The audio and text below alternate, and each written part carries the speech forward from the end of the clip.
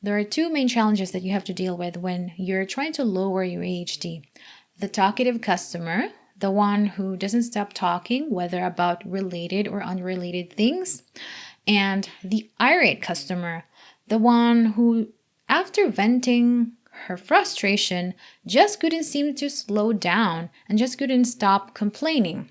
And today we're going to talk about how to deal with these customers to save your AHT. But first things first, we need to start with the basics.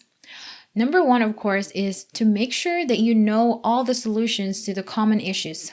Now, this is not going to be a problem if you have been with a company for several months. But if you're a newbie, you really need to make sure that you list down all the common issues and you memorize the solution to each of these problems. And tip number two is to take note of the rare issues with their solutions.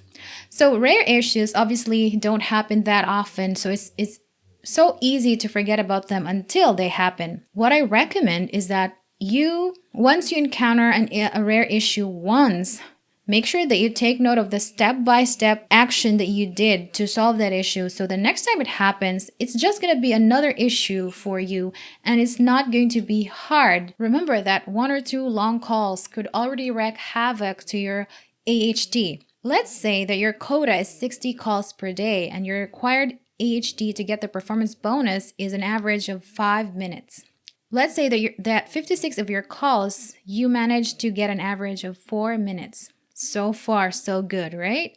But what if you have 4 other calls that reach an average of 30 minutes AHT because they are rare issues and you encounter them for the first time? Let's do the math here. So we're going to add up all the minutes divided by 60, which is the number of calls, to get the average handling time. And unfortunately, the average is 5.73 minutes, which is just above the maximum AHT for getting the performance bonus. So unfortunately, in this case, you're not going to get the bonus. And by the way, it's really easy for a single call to drag on for half an hour or even hours if you don't know the solution to a problem. Because first, you'll have to gather the courage to approach your team lead, and that's going to take a few seconds maybe. And then if your team lead is busy, you will have to wait maybe a minute or two. And because it's already 2 minutes, you'll have to get back to your customer to ask for more time. And once your team lead becomes available, you will then have to explain the situation. She's going to check the customer's account to confirm what you're talking about. And then let's say that your team lead also doesn't know the answer to the question, so she has to ask the client. The next thing you know, the call has already reached 30 minutes. That fast. And if you think that you're not going to have the answer or it's going to take a long time, I think it would be a better idea if you just promise your customer a follow-up instead of that call eating up all your AHT. You can even use that callback to lower your AHT even further, because by the callback, you would already know the answer to the question or the solutions to the problem. So all you have to do is to tell the customer what to do, what to expect, and then your call is probably going to take less than 5 minutes. So in that case, you're lowering your AHT.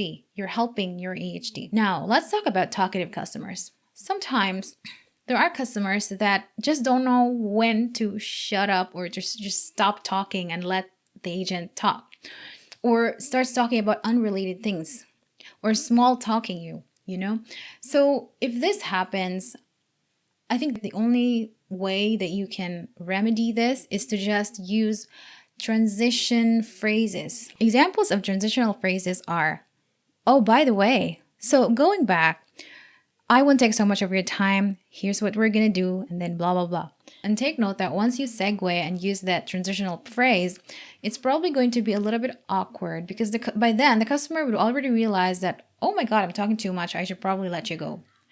But as long as you acknowledge what the customer was saying before you transition, then it's probably going to be okay. Your customer is going to understand. It's not going to be classified as rudeness once you transition to the subject at hand. Because if you're not going to do the transition, your customer is probably not going to either. And you could be talking there for a very long time. By performance bonus, But what about those irate customers who can't seem to stop complaining? How are you going to save your AHT from this type of customers? Well, it is true that you have to let your customer, especially an irate customer, vent her frustration. It is also true that you have to, at some point in the conversation, stop her complaining. A good rule of thumb is to let the customer vent at the very start of the call after the opening. But as soon as the call progresses, the customer should slow down.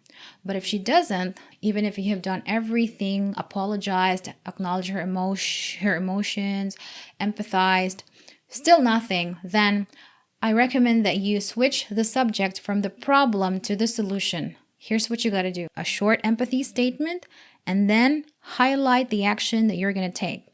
For example, that sounds frustrating, so here's what I'm going to do. I will three-way call FedEx now so you and I can talk to them and get to the bottom of this. How does that sound? So this is great if it's not your company's fault and you're just helping out a customer with an inconvenience. And then here's another format. Again, short empathy statement plus highlight the action that you're going to take plus highlight the positive result. I am so sorry this happened to you. That is so frustrating. Now, here's what I'm going to do. I will send a request to have a replacement sent to you. You should be able to receive it before the end of the day tomorrow. How does that sound? So as you can see, there's a promise there that it's going to be better for the customer. But of course, you only have to do this if you're 100% certain that that positive result is going to happen if you do XYZ for this customer. You obviously don't want to promise a positive result if it's not 100% guaranteed. And my next tip is you need to take advantage of transactional calls. Transactional calls are calls that have direct answer. So the customer asks a question and there's a direct answer. The customer has a problem, there's a direct solution. They are not complicated topics. Some companies would tell you to, guys, please make your calls non-transactional if possible. But personally, if you're trying to lower your AHT, transactional calls are my favorite because they're not complicated and they really heal your AHT because they don't take so much time. So if your customer doesn't want to small talk, don't small talk her. There are just customers who just want to get it over with, get the solution, get the answer, and then hang up the phone. Don't listen to what they say that transactional calls are bad. That would be fine if you don't have an AHT to maintain, but you do. Can you imagine if you have to small talk every single customer that you talk to over the phone? What would that do to your AHT? And another tip, take advantage of busy and fast-talking customers. They usually sound like this. Hey, listen, I'm on the checkout page right now and my voucher is not working. I need to go to work in a few minutes, so can you help me? Some guidelines when dealing with busy and fast-talking customers. Number 1, make sure that you avoid being too wordy. We seem to think that saying more is better, but in some cases, like this one, saying less is more and better. Because, your customer is in a hurry. She doesn't need you to be wordy. She wants you to be concise, brief, and to the point. So this is your opportunity to lower your AHT and at the same time, make your customer happy. For example, the common sentence, thank you for that information. Thank you for that information. That's 8 syllables when you could just say thanks or thank you.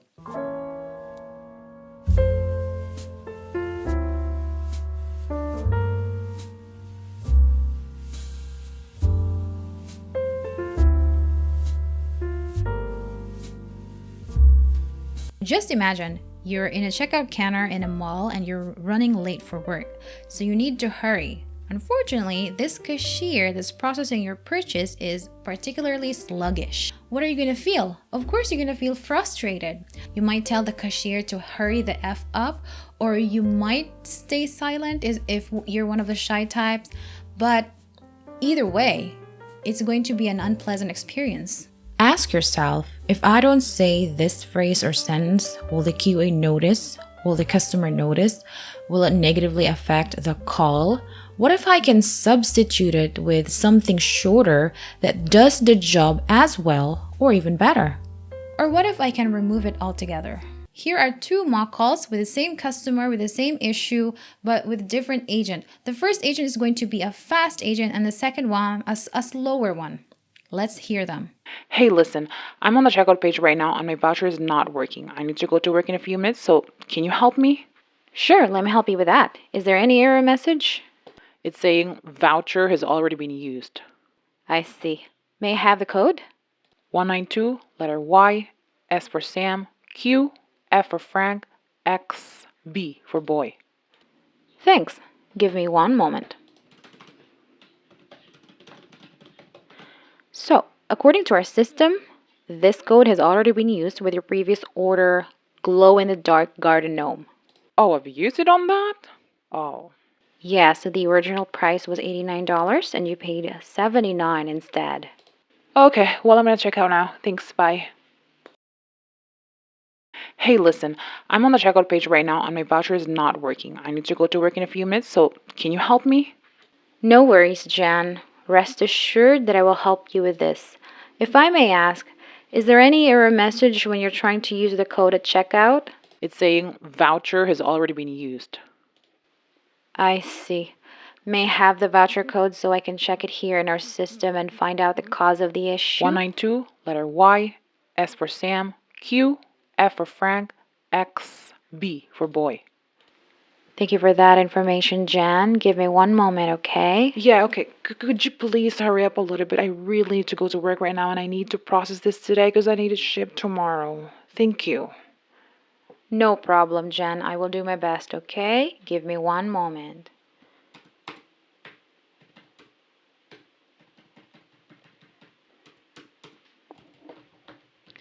So, upon checking it here, the code has already been used with your previous order, glow-in-the-dark garden gnome. Oh, I've used it on that? Oh. Yes, the original price was $89 and you paid $79 because you applied the $10 voucher on your previous order. Okay, well, I'm gonna check out now. Thanks, bye.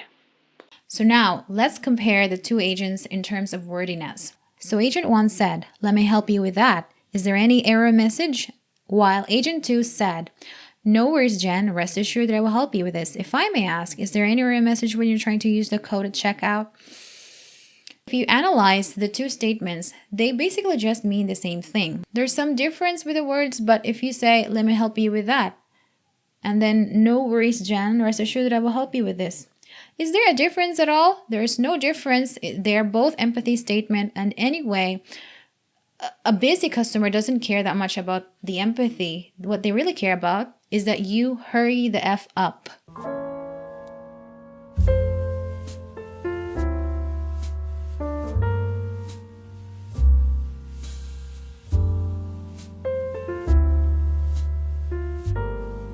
Of course, it varies from situation to situation, but in this particular situation, there's just no difference between "Let me help you with that" and "No worries, Jen, rest assured I will help you with this." Very long. And then, if I may ask, is there any error message when you're trying to use the code at checkout? This is okay, this is fine. But if you can really sense that your customer is in a hurry, just say, "Is there any error message?" Done. Next is, "I see. May I have the voucher code so I can check it in our system and find out the cause of the issue?" And agent 1 only said, "I see. May I have the code?" It's very short, the same meaning. It does the job just as well, or probably even better. And if you notice, the customer is already starting to interrupt agent 2 because she's a little slow and the customer obviously is in a hurry. Find out the cause of the issue. 192, letter Y, S for Sam. Jan, give me one moment, okay? Yeah, okay. Could you please hurry up a little bit? I really need to go to work right now and I need to process this today because I need it shipped tomorrow. Because you applied the $10 voucher on your previous order. Okay, well, I'm gonna check out now. Thanks, bye. So if we're going to time the two mock calls, this is the result. Agent 1 took 47 seconds to finish the call and agent 2 took 79 seconds. That's 1 minute and 19 seconds. That's a 32-second difference.